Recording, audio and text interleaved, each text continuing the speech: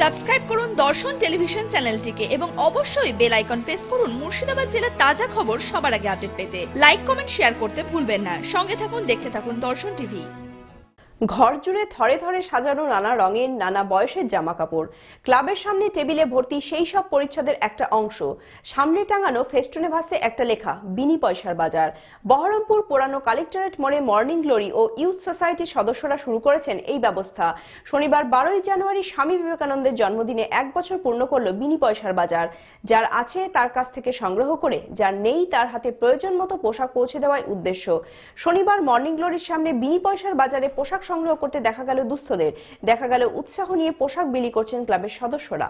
বহুরূপে সম্মুখে তোমার ছাড়ি কথা খুঁজিছ ঈশ্বর, জীবে প্রেম করে যেই জন সেই জন সেবিছে ঈশ্বর। আজ স্বামী বিবেকানন্দের জন্মদিন, তাই প্রথমে এই কিছু বলা শুরুতেই তারই মহান বাণী মনে এলো। শেয়ার এমজিএস এর একটি ইনিশিয়েটিভ, মর্নিং গ্লোরি ইউথ সোসাইটির একটি উদ্যোগ হলো এই শেয়ার, অর্থাৎ বিনে পয়সার বাজার। এই বিনে পয়সার বাজারের পথ চলা শুরু হয়েছিল 12ই জানুয়ারি 2018। আজ 12ই জানুয়ারি 2019 শেয়ারের বর্ষপূর্তি অনুষ্ঠান বা বর্ষপূর্তির দিন। গত বছর 12ই জানুয়ারি থেকে আমরা শুরু করেছিলাম শেয়ারের যে পথ চলা। তার উদ্দেশ্য কি ছিল? উদ্দেশ্য ছিল এটাই যে আমাদের ভাবনা এটাই ছিল যে যার প্রয়োজন নেই তিনি দিয়ে যাবেন আমাদের কাছে, আর যাদের প্রয়োজন আছে তারা আমাদের কাছ থেকে নিয়ে যাবেন।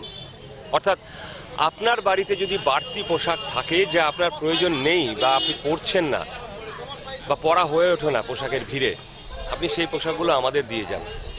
আর যাদের নেই, যাদের পোশাকের প্রয়োজন, তারা পোশাক নিয়ে যাবেন আমাদের কাছ থেকে। ঠিক এই ভাবনা নিয়ে বা এই রকম একটা ভাবনা নিয়ে শেয়ারের পথ চলা শুরু হয়েছিল গত 1 বছর আগে। 2018 সালে 12ই জানুয়ারি থেকে বিবেকানন্দ জন্মদিন থেকে আমাদের এমজিএস এর উদ্যোগে আমরা বিনা পয়সা বাজার আমরা এখানে শুরু করি। সকলের সহযোগিতায় গোটা শহরবাসী এবং গোটা এলাকার সমস্ত জনসাধারণ আমাদেরকে পোশাক দিয়ে যায়। আমরা এমজিএস এর উদ্যোগে আমরা সমস্ত দুস্থ মানুষদের হাতে এবং যাদের প্রয়োজন আছে তাদের হাতে আমরা তুলে দেওয়ার শুধু ব্যবস্থাটুকু গ্রহণ করেছি। আমরা এই মুহূর্তে আমরা প্রায় 7000-এর পোশাক আমরা দিয়ে দিয়েছি।